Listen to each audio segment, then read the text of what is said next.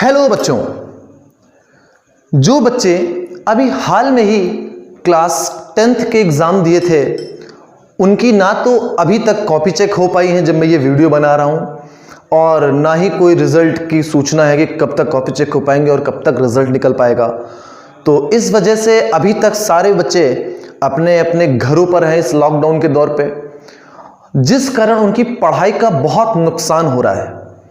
तो इसलिए मैं इस चैनल पर उनकी फिजिक्स की क्लासेस ऑनलाइन लेकर आया हूं, जहां पर उनको अल्टरनेटिवली फिजिक्स का एक वीडियो मिलेगा जो शुरुआत के चैप्टर से स्टार्ट होगा और चलता रहेगा ये कॉन्टिन्यूअसली। लॉकडाउन कभी ना कभी खत्म होगा, अच्छे दिन आएंगे, लेकिन ये चैनल अब शुरू हुआ है और ऐसे ही ये चलता रहेगा आप लोगों के प्यार की वजह से। तो बच्चों, मैं हूं सौरभ पांडे और आप देख रहे हैं सौरभ फिजिक्स। बच्चों, आज हम क्लास 11th की फिजिक्स का पहला चैप्टर डायमेंशनल एनालिसिस स्टार्ट करेंगे। और ये पूरी फिजिक्स का, चाहे 11th की फिजिक्स हो, चाहे 12th की फिजिक्स हो, या उसके आगे हायर क्लासेस हो, हर एक लेवल पर ये चैप्टर एक इंपॉर्टेंट रोल प्ले करता है, बहुत महत्वपूर्ण भूमिका निभाता है। तो ये अजीब सा जो नाम है डायमेंशनल एनालिसिस यानी कि विमीय विश्लेषण, ये क्या होता है, इसे हम क्यों पढ़ें, इन सारी चीजों की चर्चा हम एक आध लेक्चर के बाद में करेंगे, क्योंकि इस टॉपिक तक पहुंचने से पहले हमको कुछ बेसिक बातों का नॉलेज होना बहुत जरूरी है, जो यहां पर लिखा हुआ है फिजिकल क्वांटिटीज यानी भौतिक राशियां। तो आज का ये वीडियो डायमेंशनल एनालिसिस यानी विमीय विश्लेषण के पहले टॉपिक फिजिकल क्वांटिटीज पर बेस्ड है। आज की पूरी चर्चा हमारी फिजिकल क्वांटिटीज पर होगी। चलिए बच्चों, शुरू करते हैं हम लोग आज का ये वीडियो।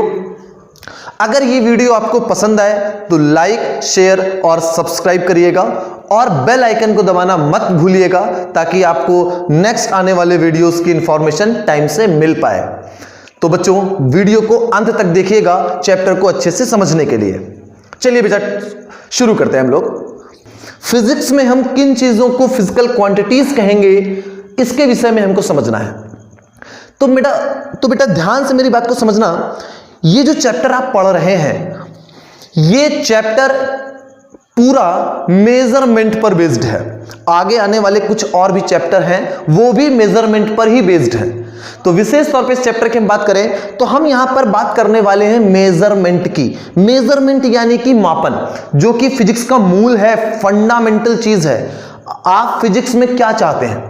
हर चीज को नापना चाहते हैं, मापना चाहते हैं, तोलना चाहते हैं। जैसे बारिश हो रही है, तो बारिश हो रही है, कैसे हो रही है, ये भी फिजिक्स है। और हम ये भी जानना चाहते हैं कि बारिश कितनी हुई। यहां पर मेजरमेंट चाहते हैं हम कि कितनी हुई। हमारी अर्थ एक स्फीयर है, गोला है, तो हमारी ये इच्छा है कि इस गोले की रेडियस कितनी है, इस गोले की त्रिज्या कितनी है, इस अर्थ का द्रव्यमान कितना है। कोई वस्तु गति कर रही है, मोशन में है, हम ये जानना चाहते हैं कि उसकी स्पीड कितनी है, वो कितनी तेज जा रही है। तो आप पूरी फिजिक्स पे गौर करें तो एक चीज उसका जो मूल निकल करके आएगा, जो बेसिक बात निकल करके आएगी, वो ये निकलेगी कि हमको चाहिए मेजरमेंट, चाहिए मापन। हम हर चीज को नापना चाहते हैं कि अगर ये मार्कर भी ले ले तो इसकी लंबाई कितनी है, इसकी चौड़ाई कितनी है, इसका वजन कितना है। हर चीज को हम मेजर करना चाहते हैं, मापन करना चाहते हैं, जो फिजिक्स का एकदम बेसिक है, एकदम फंडामेंटल चीज है ये, कि हमको चीजों को मापना है। तो फिजिकल क्वांटिटीज क्या है? वे सभी प्रॉपर्टीज, वो सभी गुण जिनको आप मेजर कर सकते हैं, वो कहलाती है फिजिकल क्वांटिटी, भौतिक राशि कहलाएगी। फिर से एक बार मेरी बात को सुनिएगा। वे सभी गुण, वे सभी प्रॉपर्टीज जिनको आप मेजर कर सकते हैं। अच्छा, हम बार बार ये प्रॉपर्टीज बोल रहे हैं तो ये आपको ये परेशान न करे, इसलिए मैं बता देता हूं कि प्रॉपर्टीज का, तो उसके पास एक प्रॉपर्टी है कि इसके पास कुछ लंबाई है। क्या इसको आप मेजर कर सकते हैं? यस, कर सकते हैं आप मेजर। तो ये जो प्रॉपर्टी है, जो लंबाई वाली बात है, ये एक फिजिकल क्वांटिटी है। इसी तरह से इसके पास एक प्रॉपर्टी है, इसके पास वजन है कुछ। कुछ द्रव्यमान है, कुछ भार है, तो उसको भी आप मेजर कर सकते हैं। तो मास हो गया, वेट हो गया, ये भी फिजिकल क्वांटिटी है। टाइम बीतता जा रहा है, बीतता जा रहा है, हर पल बीत रहा है, गुजरता जा रहा है, आगे नया आ रहा है। तो ये जो समय गुजर रहा है, क्या इसको मेजर कर सकते हैं? कर सकते हैं। इसलिए टाइम भी एक फिजिकल क्वांटिटी होगी। तो बच्चों, फिजिकल क्वांटिटी हम किसको बोलते हैं? ऐसी चीज, ऐसी प्रॉपर्टी, ऐसी कोई भी चीज इस ब्रह्मांड में जिसको आप मेजर कर सकते हैं, वो कहलाती है फिजिकल क्वांटिटी। देखो लिखा हुआ है, anything which we can measure is known as physical quantities. Anything, कोई भी चीज, विच वी कैन, जिसे हम कर सकते हैं, मेजर, क्या माप सकते हैं, इज नोन एज, जानी जाती है फिजिकल क्वांटिटीज के नाम से, भौतिक राशियों के नाम से। अब यहां पर एक प्रश्न उठेगा कि ब्रह्मांड में बहुत सारी चीजें हैं, इनमें से कुछ चीजों को हम माप सकते हैं और कुछ चीजों को माप नहीं सकते हैं। तो किनको माप सकते हैं वो तो हमें बहुत आसानी से समझ में आ रही है कि हाँ, लंबाई को नाप सकते हैं, एरिया नाप सकते हैं, वजन को नाप सकते हैं, स्पीड नाप सकते हैं, फोर्स को नाप सकते हैं, और बहुत सारी चीजें जिनको नाप सकते हैं, जिनको फिजिक्स में आप पढ़ चुके हैं। बहुत सी चीजें पढ़ेंगे भी, नई नई चीजें जिनको नापना है, जिनके विषय में आपने नाम सुने ही नहीं होंगे अभी तक। तो ये एक तरफ चीजें हैं जिनको आप मेजर कर सकते हैं।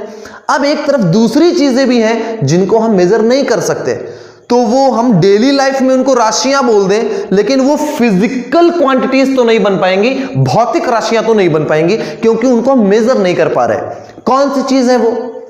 जैसे हमारे विचार। हमारे विचार अच्छे विचार हैं। अगर हम ऐसा बोलते हैं कि हमारे जो थॉट्स हैं वो बहुत गुड थॉट्स हैं, तो अब सवाल आएगा कि हमारे जो विचार हैं वो कितने किलो अच्छे हैं। कोई मतलब है इस बात का? बेकार सी बात है कि हम विचारों को भी मेजर कर पाएं। तो ऐसा तो आज तक नहीं हो पाया, ना ही कभी होने वाला है ऐसा कि हम विचारों को मेजर कर पाएं। तो ये जो विचार एक चीज है, वो डेली लाइफ में बोले कि हाँ ये एक राशि है, ये एक प्रॉपर्टी तो है, इंसानों की प्रॉपर्टी है कि उनको थॉट्स आते हैं, विचार आते हैं, कुछ ना कुछ वो सोच सकते हैं, तो ये एक राशि है। लेकिन वो भौतिक राशि नहीं है, क्योंकि उसको हम माप नहीं सकते, मेजर नहीं कर सकते। इसी तरह से हमारी फीलिंग्स भी हैं। जैसे, तो फीलिंग्स मतलब आज मैं बहुत खुश हूं, कितने मीटर खुश हूं या कितने किलो खुश हूं, इस बात का भी बेटा कोई मतलब नहीं है। तो ये फीलिंग्स भी जो है, ये भी हमारी राशि तो बन सकती हैं डेली लाइफ के लिए, हम उसको राशि शब्द कह देंगे, लेकिन वो भौतिक राशि नहीं है, फिजिकल क्वांटिटीज नहीं है। वो केवल क्वांटिटी है, कोई एक राशि तो है, क्वांटिटी है। हाँ, फीलिंग्स है, हमारे अंदर एक चीज, एक प्रॉपर्टी है इंसानों की, वो भी। जैसे हमारा जो भाग्य है, जो न्यूज़पेपर में आता है, जो टेलीविजन पे आपको दिखाते हैं कि आपका कितना भाग्य अच्छा है, वो भी राशि शब्द से आता है, वो भी राशि है, ठीक है, वो भी प्रॉपर्टी है कि आपका फ्यूचर बताया जाएगा कितना अच्छा है, कितना खराब है, अगर आप ट्रस्ट करते हैं तो यहां पर ये राशि तो है, ठीक है, लेकिन वो फिजिकल क्वांटिटीज नहीं, वो भौतिक राशियां नहीं है, क्योंकि आप अपने भाग्य को मेजर नहीं कर सकते कि हमारा भाग्य इस हफ्ते 4 किलो अच्छा बीतेगा या 6 मीटर अच्छा बीतेगा। कोई मतलब नहीं इन बातों का। तो बात को आप पकड़िए, उसका पॉइंट पकड़िए। पॉइंट क्या है? फिजिकल क्वांटिटीज क्या चीजें हैं? इस पूरे ब्रह्मांड में जितनी भी प्रॉपर्टीज हैं, जितनी भी चीजें हैं जिनको हम माप सकते हैं, मेजर कर सकते हैं, उनको हम क्या बोलते हैं बेटा? फिजिकल क्वांटिटीज बोलते हैं, भौतिक राशियां बोलते हैं। Anything which we can measure is known as physical quantities. समझ पा रहे हैं आप? कोई भी ऐसी राशि जिसको आप माप सकते हैं वो कहलाती है भौतिक राशि। कोई भी ऐसी राशि या वे राशियां जिनका हम मापन कर सकते हैं उन्हें कहते हैं हम भौतिक राशि। अब इसमें हम एक टर्म और जोड़ना चाहते हैं, anything which we can measure direct और indirect method is known as physical quantities. हम इसमें ऐड कर दें anything which we can measure direct और indirect method is known as physical quantities. अगर हम ऐसे लिख दें तो भी बहुत अच्छी बात है, और ये पहले से ज्यादा बेहतर डेफिनेशन बन सकती है। क्या मतलब हुआ इसका बेटा? हिंदी में मैं पढ़ रहा हूं, ध्यान से सुनिएगा।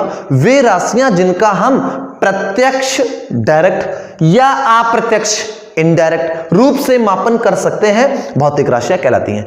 Anything which we can measure direct और indirect method is known as physical quantities. अब यह प्रश्न उठता है कि सर ने ये क्या ऐड कर दिया भाई, डायरेक्ट और इनडायरेक्ट ये क्या चीजें हैं, समझते हैं इसको। देखिए बेटा, अब तो हमको यह समझ आ रहा है कि हमारे पास दो तरह की चीजें हैं इस पूरे ब्रह्मांड में, इस पूरे यूनिवर्स में।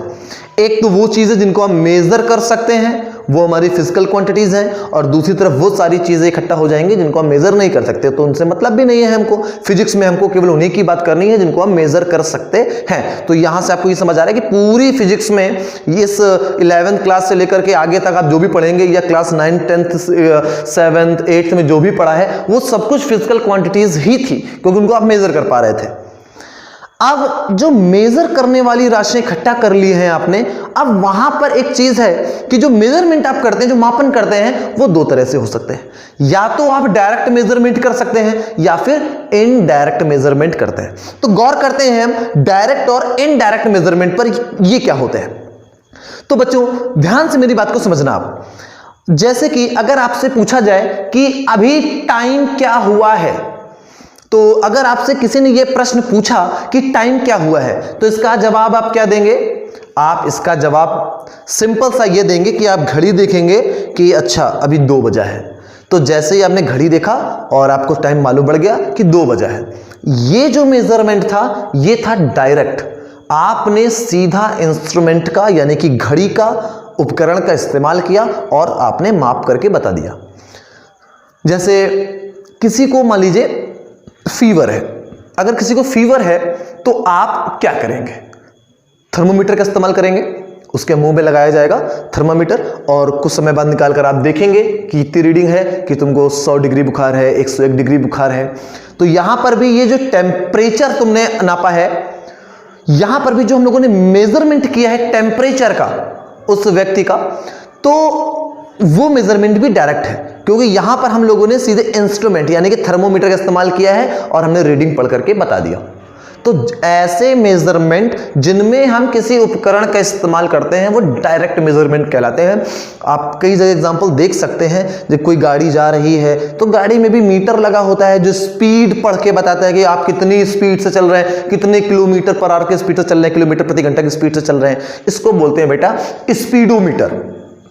तो यहां पर गाड़ी की स्पीड कितनी है तुरंत आप मीटर में झांकेंगे और पता कर लेंगे कि यार इसकी स्पीड तो 50 है, इसकी स्पीड तो 40 है। तो ये वाला मेजरमेंट भी कहलाएगा आपका डायरेक्ट मेजरमेंट। तो ये तो डायरेक्ट है जिसमें हमको कोई भी कैलकुलेशन नहीं करनी पड़ती है, सीधे इंस्ट्रूमेंट में झांका और झांक करके वैल्यू लिख दिया, बात खत्म। वहीं दूसरी ओर कुछ ऐसे मेजरमेंट भी हैं जिनको आप डायरेक्ट नहीं कर सकते, आपको एक लंबी चौड़ी कैलकुलेशन से गुजरना होता है, फिर जाकर के रिजल्ट मिलता है, तब आप बता पाते हैं कि हाँ कि इसकी वैल्यू इतनी है। जैसे एग्जांपल के तौर पे आपने पढ़ रखा है क्लास 10th में कि 1/f बराबर 1/v प्लस 1/u, ये मिरर फॉर्मूला है, दर्पण का सूत्र है, कॉनकेव और कॉन्वेक्स, अवतल और उत्तल दर्पण आपने पढ़े हुए हैं। तो यहां पर किसी लेंस की अगर फोकस दूरी बतानी है तो आप डायरेक्ट नहीं बता सकते, कोई मीटर नहीं होता कि आपने झांका और बता दिया। इसके लिए तुमको u का मान पता हो और v का मान पता हो कि आपके पास एक मिरर है, इससे कितनी दूरी पर वस्तु रखी है, ऑब्जेक्ट रखा है, तुमको u मिल गया। उसकी इमेज कहां बनी है, v भी मिल गया। तो u का मान रखोगे सूत्र में, v का मान रखोगे, हल करोगे और f का मान निकाल लेंगे। तो ये फोकल लेंथ जो हमने निकाली है, जो फोकस दूरी निकाली है, ये है इनडायरेक्ट मेथड, क्योंकि कैलकुलेशन करना पड़ा, डायरेक्ट मान निकाल ही नहीं पाए आप। तो ये है इनडायरेक्ट मेजरमेंट। जैसे टेम्परेचर की बात करी थी तो अभी आपने थर्मामीटर का इस्तेमाल किया, लेकिन अगर हम बात करें आपसे कि सन का टेम्परेचर बताओ, तो क्या थर्मामीटर को ले जाकर किसी सन के अंदर घुस जाओगे कि नहीं हम थर्मामीटर उसमें लगा करके वैल्यू नाप लेंगे? नहीं कर सकते आप ऐसा। तो यहां पर आपको क्या करना होगा, सन के पास तो जाना ही नहीं है, वो तो जलाकर राख कर देगा तुरंत ही। तो आपको यहीं पर अपने घर पर बैठ करके ही कैलकुलेशन करनी है, कुछ उसकी गतिविधियां देखोगे कि सन से कितनी लाइट आ रही है, सन कितनी डिस्टेंस पे पता किया तुमने, सब कैलकुलेशन करी और तब जाकर के निष्कर्ष निकाल पाएंगे हम लगभग पे कि इतना टेम्परेचर होगा सन का। तो ये जो टेम्परेचर बताते हैं ये इनडायरेक्ट मेजरमेंट है। तो ऐसे बहुत सारी चीज़ें हैं जिनको आप कैलकुलेशन से सॉल्व करते हैं, वो हमारे इनडायरेक्ट मेजरमेंट हैं। और वहीं दूसरी तरफ ऐसे मेजरमेंट भी हैं जिनको आप डायरेक्ट कर सॉल्व कर सकते हैं, डायरेक्ट देख सकते हैं इंस्ट्रूमेंट से, घड़ी, टेम्परेचर, घड़ी में टाइम देख सकते हैं और टेम्परेचर को आप थर्मामीटर में नाप सकते हैं। तो ये हमारे कहलाते हैं डायरेक्ट मेजरमेंट। तो हम बात करते हैं फिजिकल क्वांटिटी की। तो फिजिकल क्वांटिटी इस चीज़ की मोहताज नहीं होती है बेटा कि आप मेजरमेंट कैसे कर रहे हो, आप डायरेक्ट मेजरमेंट करते हो कि इनडायरेक्ट मेजरमेंट करते हो। अरे हमको मतलब ही नहीं है, हमको मतलब है हम मेजरमेंट कर पाते हैं या नहीं। यस, हम कर पाते हैं तो वो फिजिकल क्वांटिटी बन जाएगी डेफिनेटली। तो मेरे बच्चों, आप समझ गए होंगे मेरी बात कि फिजिकल क्वांटिटी क्या है। वे राशियां जिनका हम प्रत्यक्ष या अप्रत्यक्ष रूप से मापन कर सकते हैं वो भौतिक राशियां कहलाती हैं। मतलब anything which we can measure direct or indirect method is known as physical quantities। Okay बच्चों, देखिए अब फिजिकल क्वांटिटीज को हम लोगों ने समझ लिया कि पूरे ब्रह्मांड में दो ग्रुप हैं। एक तो वो जिनको नाप ही नहीं सकते, तो उनको तो उठाकर आप फेंक दीजिए। हमारे फिजिक्स के अंदर तो उनका कोई मतलब ही नहीं है, क्योंकि माप सकते नहीं तो वो फिजिक्स में लग नहीं रही है, कुछ बेकार चीजें हैं वो। दूसरी बात है जिनको आप मेजर कर पा रहे हैं, जिनको नाप सकते हैं, उनको उठाकर रखा। अब ये कितनी सारी चीजें हैं, अरे बाप रे, ये तो बहुत सारी हैं।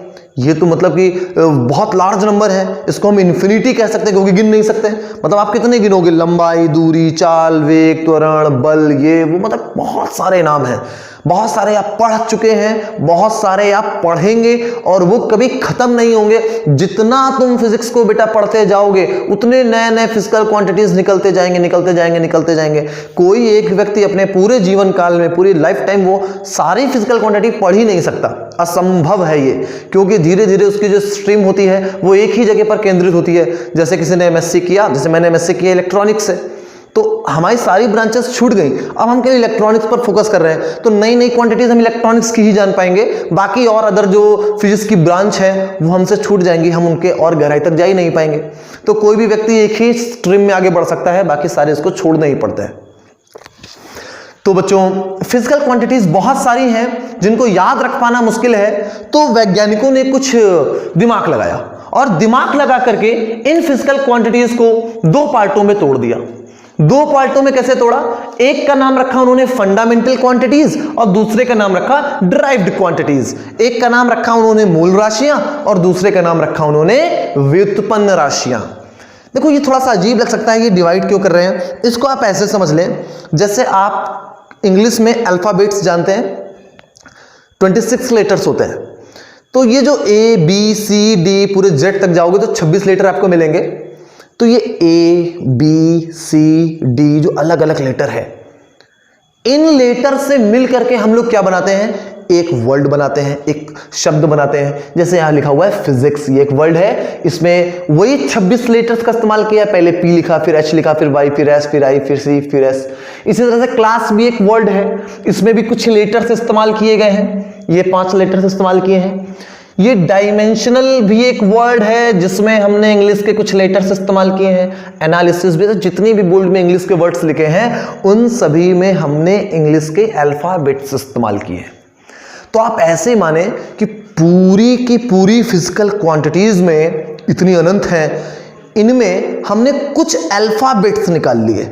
जितने अल्फाबेट्स हमको दिखे सबको निकाल करके हमने यहां रख दिया और इनका नाम रखा हमने फंडामेंटल क्वांटिटीज। ये अल्फाबेट्स हैं, ऐसे आप समझ सकते हैं। एग्जांपल के लिए दे रहे हैं, तुलना करा रहे हैं, कंपेयर, ताकि आपको याद रख पाएं और समझ पाएं कि ये जो डिवाइडेशन हुआ है वो किस आधार पे हुआ है।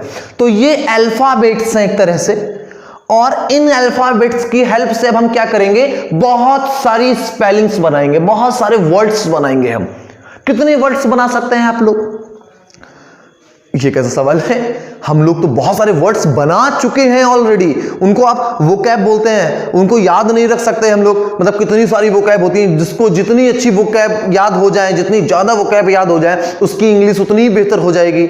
ऐसा हम लोग इंग्लिश के टीचर बोलते हैं। फिलहाल हमें तो ज्यादा याद नहीं हो पाई आज तक। तो वोकैब आप जितनी ज्यादा याद कर लें उतना बेहतर। तो वोकैब्स तो बहुत सारी हैं, मतलब वर्ड्स तो बहुत सारे हैं। तो वो वर्ड्स बनते किससे हैं, वो वर्ड्स बनते हैं अल्फाबेट से। तो हमने अल्फाबेट्स को अरेंज कर करके जाने कितने सारे अनंत बना डाले, वो क्या स्पेलिंग अनंत बना डाली। वही यहां पर भी है कि ये फंडामेंटल्स एक्चुअली में फिजिकल क्वांटिटीज हैं, यहां पर ये अल्फाबेट्स हैं, और इन्हीं अल्फाबेट्स को मिला मिला के हम लोग बहुत सारी क्या बनाने वाले हैं बेटा, बहुत सारी और स्पेलिंग्स बनाने वाले हैं और बहुत सारी फिजिकल क्वांटिटीज बनाने वाले हैं। ये जो इनको मिला मिलाकर फिजिकल क्वांटिटीज बनती हैं वो है हमारी ड्राइव्ड क्वांटिटीज, व्युत्पन्न राशियां। मेरी बात समझ पा रहे हैं आप बेटा? फंडामेंटल क्वांटिटीज क्या होती हैं? वे राशियां जो बिल्कुल बेसिक हैं, जो अल्फाबेट्स की तरह काम कर रही हैं। जैसे ए, अगर हम ए लेटर की बात करें तो क्या ये ए बी पर डिपेंड करता है या ए जेड पर डिपेंड करता है? ए के पे डिपेंड करता है क्या? किसी पे डिपेंड नहीं करता। ए अपने आप में ए है। तो यहां पर जो क्वांटिटीज हैं वो किसी पर डिपेंड नहीं करती, वो अपने आप में ही सूक्ष्मतम है, वो सबसे छोटी हैं, उनसे छोटा तो कोई राशि पॉसिबल ही नहीं है यहां पर। तो यहां पर वे राशियां जो किसी दूसरी राशि पर निर्भर नहीं करती, वे राशियां कहलाती हैं बेटा मूल राशियां। Fundamental quantities are those quantities which are independent of other physical quantities. मतलब मूल राशियां वे राशियां हैं जो किसी अन्य राशि पर निर्भर नहीं करती। मूल राशियां वे राशियां हैं जो किसी अन्य राशि पर निर्भर नहीं करती। मतलब अल्फाबेट्स क्या है? अल्फाबेट्स अपनी इंग्लिश के सबसे छोटी यूनिट्स हैं, वो सबसे छोटी चीज है जो किसी पे डिपेंड नहीं करते। हाँ, अब इन छोटे छोटे अल्फाबेट्स को मिला के आप स्पेलिंग बहुत सारी बना सकते हैं। तो यहां सबसे छोटी जो अल्फाबेट्स हैं वो है हमारी फंडामेंटल क्वांटिटीज हैं। इनसे छोटी क्वांटिटीज तो हो ही नहीं सकती, वो किसी पे डिपेंड ही नहीं करती। एग्जाम्पल अभी हम देते हैं, आप समझ जाओगे। और ड्राइव्ड क्वांटिटीज आप कंपेयर कराइए, यहां पर स्पेलिंग्स की तरह समझ लें इसको कि यहां पर हम बहुत सारे अल्फाबेट से मिला करके स्पेलिंग बनाने वाले हैं। तो यहां पर जो क्वांटिटीज होंगी बच्चों वो बहुत सारी हैं और बनती किससे हैं? अल्फाबेट से बन रही हैं, तो मतलब फंडामेंटल से बन रही हैं। तो यही लिखा हुआ है हमने, derived quantities are those quantities which are based on fundamental quantities. मतलब व्युत्पन्न राशियां वे राशियां हैं जो मूल राशियों पर निर्भर करती हैं। नाम से समझ लीजिए, फंडामेंटल, मूल, एकदम जड़, जो बेसिक है, जहां से सारी राशियां निकलेंगी। इसके नीचे कुछ नहीं है, यही फंडामेंटल है। अब इसके बाद में जो राशियां और निकल के आएंगी इनसे, वो ड्राइव्ड है, मतलब उत्पन्न कर रहे हैं हम लोग इससे, इसलिए नाम है उनका व्युत्पन्न। एग्जाम्पल की अगर हम बात करें, जैसे हम बात करते हैं लंबाई की। अगर हम बात करते हैं लंबाई की यानी कि लेंथ की, तो लेंथ एक फंडामेंटल है या नहीं है? तो इसके लिए आप थोड़ा सा सोचेंगे और समझ जाएंगे कि लेंथ एक फंडामेंटल है। क्यों फंडामेंटल है बेटा?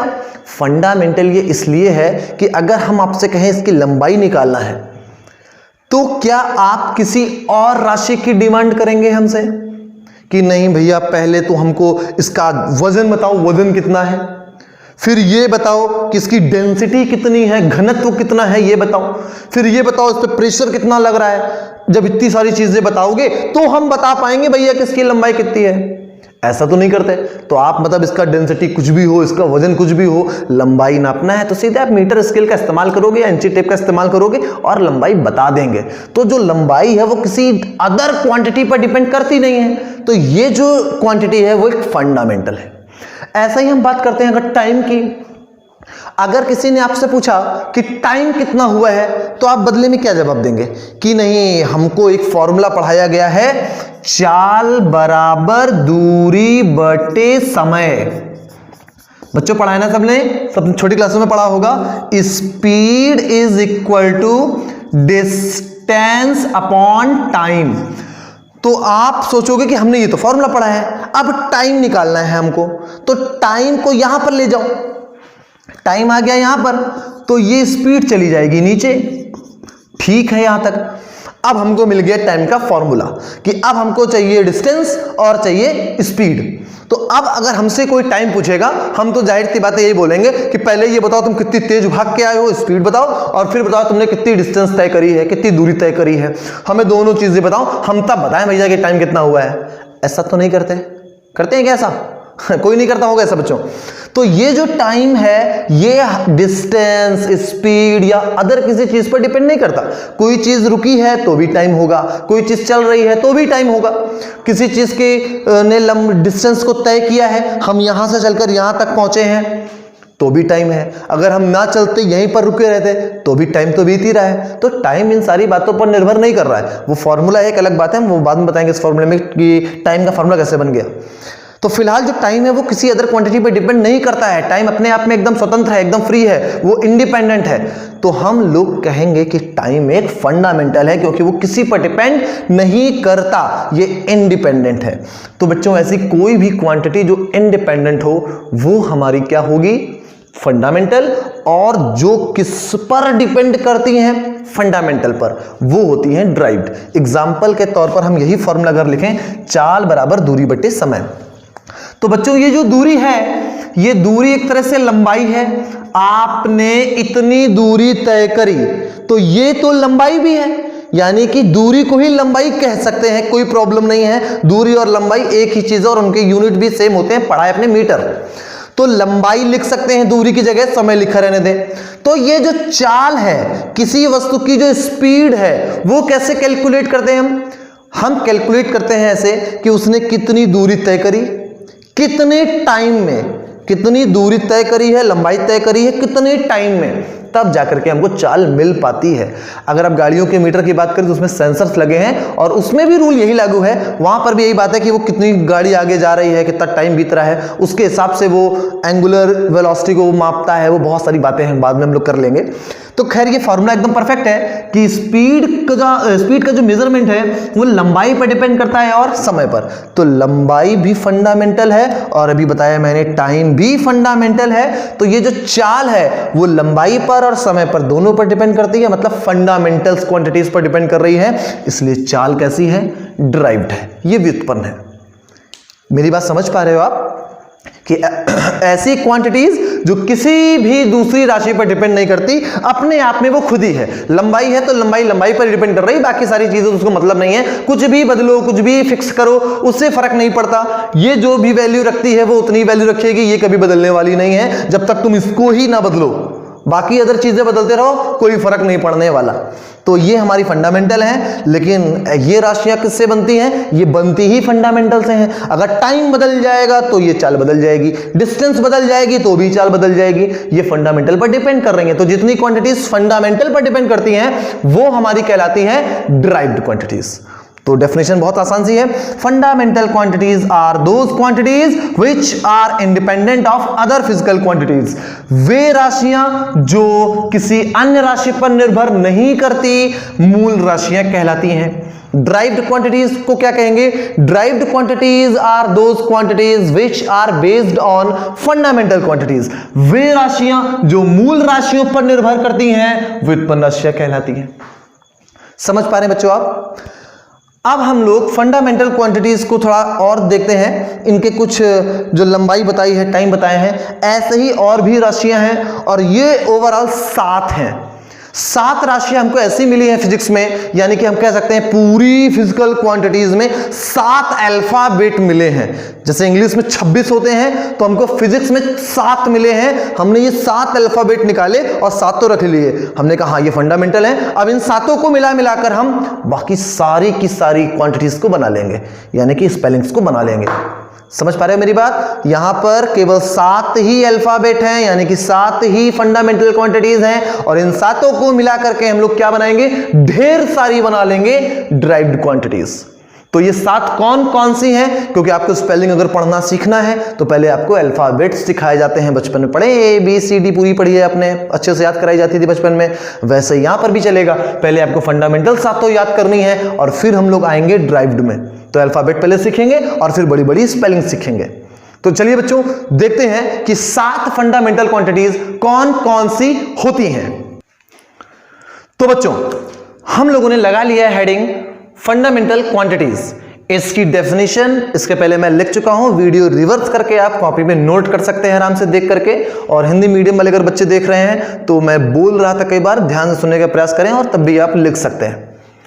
तो फंडामेंटल क्वांटिटीज जो होती है वो 7 तरह की 7 होती हैं। 7 तरह की नहीं होती, 7 ही होती हैं। ये 7 होती हैं और ये फंडामेंटल है क्या, ऐसी क्वांटिटीज जो किसी अन्य क्वांटिटी पर डिपेंड नहीं करती हैं। तो ये 7 है हमारी लेंथ, लंबाई, टाइम यानी समय, मास यानी द्रव्यमान, इलेक्ट्रिक करंट, वैद्युत धारा, टेम्परेचर ताप, अमाउंट ऑफ सब्सटेंस पदार्थ की मात्रा, और ल्यूमिनस इंटेंसिटी यानी प्रकाश की तीव्रता। तो फिजिक्स में हमको ये 7 क्वांटिटीज ऐसी दिखाई दी, ऐसी मिली है जो किसी अन्य क्वांटिटी पर डिपेंड नहीं करती है। ये एकदम फंडामेंटल है, ये अल्फाबेट्स हैं फिजिक्स के, और इनको मिलाकर के हम बाकी सारी क्वांटिटीज को बनाते हैं। आगे अगर भविष्य में फिजिक्स में और डेवलपमेंट हुआ, जो कि लगातार होता ही रहेगा और होता ही रहता है, तो हो सकता है कि भविष्य में ये 7 के बजाय 8 हो जाए, 8 के बजाय 9 हो जाए, क्योंकि अगर हमें कोई नई क्वांटिटी मिलती है और वो भी किसी पर डिपेंड नहीं करती है, तो उसको हम ड्राइव्ड में नहीं, इसको हम फंडामेंटल में ही रखेंगे। तो ये पॉसिबल है, डेवलपमेंट पे डिपेंड करता है कि कैसे होगा। आज की डेट में ये 7 है: length, time, mass, electric current, temperature, amount of substance और ल्यूमिनस इंटेंसिटी। बच्चों, इन 7 के अलावा फिजिक्स में 2 और क्वांटिटीज हैं जिनको फंडामेंटल क्वांटिटीज में रखने की जरूरत हुई बहुत बाद में वो रखी गई हैं, इसलिए उनको हम लोगों ने बोला हुआ है सप्लीमेंट्री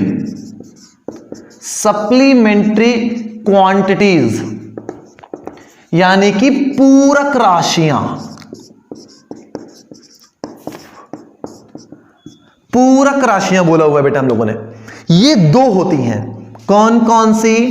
एक होता है प्लेन एंगल, और इसको बोलते हैं हम लोग हिंदी में समतलीय कोण, और दूसरा होता है बेटा सॉलिड एंगल, इसको हिंदी में बोलते हैं बेटा हम लोग घन कोण। देखिए बच्चों, ये तो हमारी फंडामेंटल क्वांटिटीज हैं 7। बाद में हमको जरूरत पड़ी कि 2 और राशियां हो, समतलीय कोण और घनकोण, तो हमारी बात पूरी हो जाएगी, फिर हमें समस्या नहीं आएगी कोई भी। हम इन 7 से 7 के अलावा 2 और मिला ले तो इन 9 की 9 राशियों से फिर हम आगे सारी की सारी क्वांटिटीज बड़े आराम से बना लेंगे। तो बाद में जब इनको ऐड किया गया तो इनको नाम रखा गया है सप्लीमेंट्री क्वांटिटीज। और भी थोड़ी सी प्रॉब्लम है इनके साथ में, इनको अलग ही रखा गया है, क्योंकि इस वीडियो में भी हम बात नहीं करते हैं, वो समस्या हो जाएगी, तुमको कंफ्यूजन होने लगेगा।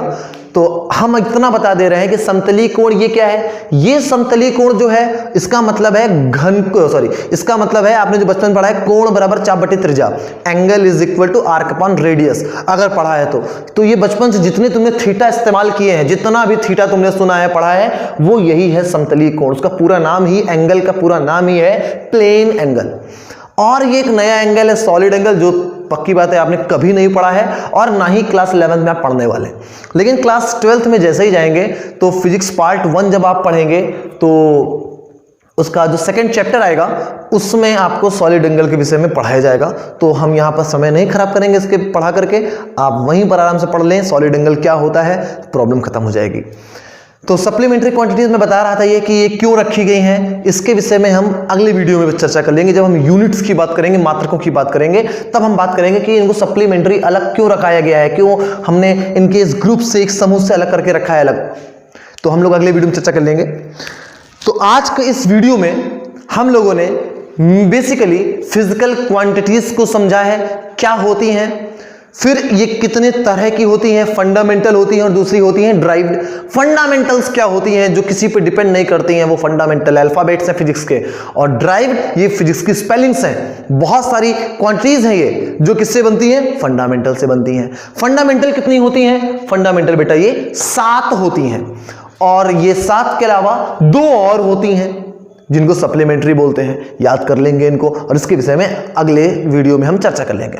अगर अब हम थोड़ी सी बात करना चाहें ड्राइव्ड क्वांटिटीज की, तो वो भी 2 मिनट में चर्चा हो जाएगी। ड्राइव्ड क्वांटिटीज अब हम लोग कैसे बनाते हैं, देखिए ड्राइव्ड क्वांटिटीज में सबसे पहला एग्जांपल तुमने बताया था अभी, चाल बराबर दूरी बटे समय। अगर हम इसको ले लेते हैं तो speed is equal to distance upon time, तो ये दूरी एक लंबाई है, समय भी एक लंबाई है, दूरी एक लंबाई है, समय तो समय है, समय कहां से लंबाई हो जाएगा, समय तो समय है। लेकिन ये दूरी और समय ये दोनों ही फंडामेंटल्स हैं। फंडामेंटल में रखे ना समय, और ये लेंथ और टाइम दोनों समय फंडामेंटल में है। तो ये जो चाल बनेगा ये ड्राइव्ड बन जाएगा, क्योंकि किससे मिलकर बना हुआ है, ये बना है दूरी और समय से। ऐसे ही बात करते हैं अगर त्वरण की यानी कि एक्सेलरेशन की, तो एक्सेलरेशन इज इक्वल टू होता है चेंज इन वेलोसिटी अपॉन में चेंज इन टाइम। तो देखो जो वेलोसिटी है, वेलोसिटी को आप लिख सकते हैं क्या, वेलोसिटी यानी स्पीड यहां पर तो बोल सकते हैं, हालांकि वेक्टर और स्केलर का पंगा है यहां पर थोड़ा सा, सदिश और अदिश राशियों का थोड़ा सा लोचा है। तो खैर हम यहां पर अभी हम तो बाहर निकलते हैं। तो वेलोसिटी और स्पीड हमारे लिए सेम है, तो दूरी बटे समय लिख सकते हैं आप जर्नली। तो इसके लिए आ जाएगा ऊपर दूरी, नीचे आ जाएगा समय। अब जबकि समय पहले से लिखा था तो समय, अरे नहीं समझ में आया, वेग को या स्पीड को हमने लिख दिया दूरी बटे समय, लिख सकते हैं चाल मान ले तो चाल और दूरी बटे समय, और नीचे डेल्टा टी पहले से ही तो समय तो पहले से ही है, डेल्टा बेल्टा हमको मतलब नहीं है। तो दूरी भी फंडामेंटल, समय भी फंडामेंटल, तो एक्सेलरेशन फंडामेंटल से बना है, इसलिए एक्सेलरेशन ड्राइव्ड बन जाएगा।